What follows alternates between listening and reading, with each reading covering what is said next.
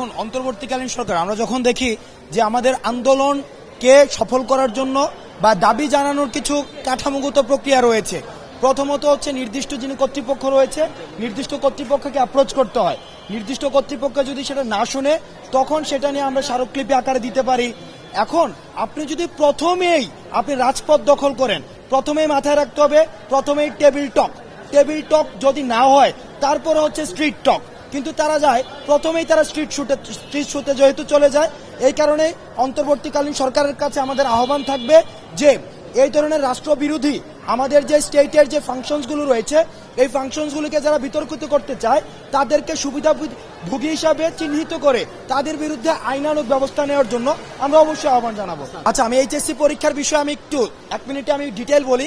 HSC পরীক্ষার্থীদের কিন্তু অনেকদিন আন্দোলন করছিল তারা, এবং তারা লাস্ট 3 দিন আমরা তাদেরকে টিএসসিতে ডেকেছিলাম এবং বৈষম্য বিরোধী ছাত্র আন্দোলনের প্রতিনিধি তাদের সাথে কথা বলেছিল যে তোমরা রাস্তা দখল করে কোনো ধরনের আন্দোলন করে আমাদের এই যে স্বাভাবিক যে পরিস্থিতির সৃষ্টি হচ্ছে সেটাকে বিঘ্নিত করার প্রয়োজন নেই, সেটি নিয়ে আমরা কথা বলবো। কিন্তু আজকে আমরা খবর পাই যে তারা তাদের একটা প্রতিনিধি দল, অন্তত 300 বা 400 একটা দল, তারা হচ্ছে সচিবালয়ের গেট ভেঙে সরাসরি সচিবালয়ের যে কম্পাউন্ড দখল করে নেয় এবং তারা এক ধরনের একটা মবোক্রেসি ক্রিয়েট করার চেষ্টা করে। আমরা খবর পেয়ে সেখানে যাই এবং তাদের কাছ থেকে আমরা 3 জন বা 4 জন প্রতিনিধি নিয়ে আমরা সচিবের সাথে কথা বলতে যাই। কিন্তু দেখা যায় তাদের থেকে 3 জন বা 4 জন কোনো প্রতিনিধি তারা দিতে রাজি হননি, বরং তারা যেটি করতে চান তাদের যে 300 বা 400 যে মবটি ছিল এই পুরো মবটি নিয়েই তারা 18 তলায় উঠে যান। 18 তলায় উঠে গিয়ে আমাদের যে মাননীয় সচিব মহোদয় রয়েছেন তার রুম তারা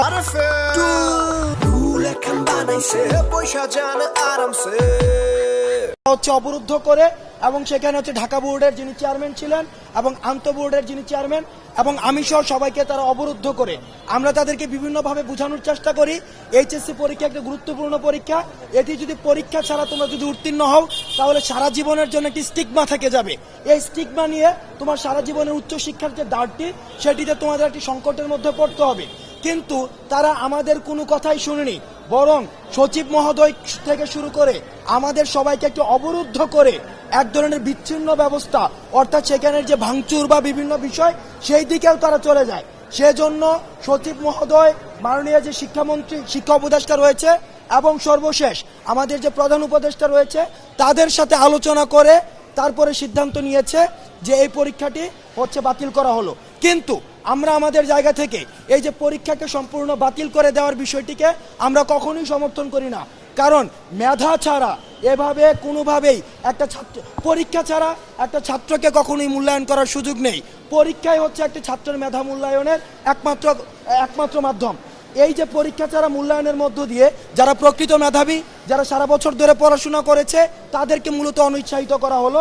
সুতরাং আমরা চাইবো এই ধরনের ডিসিশন যেন আর কখনোই চাপে পড়ে হোক বা যেভাবেই হোক এই ধরনের ডিসিশনের জন্য আর কখনোই পুনরাবৃত্তি না ঘটে।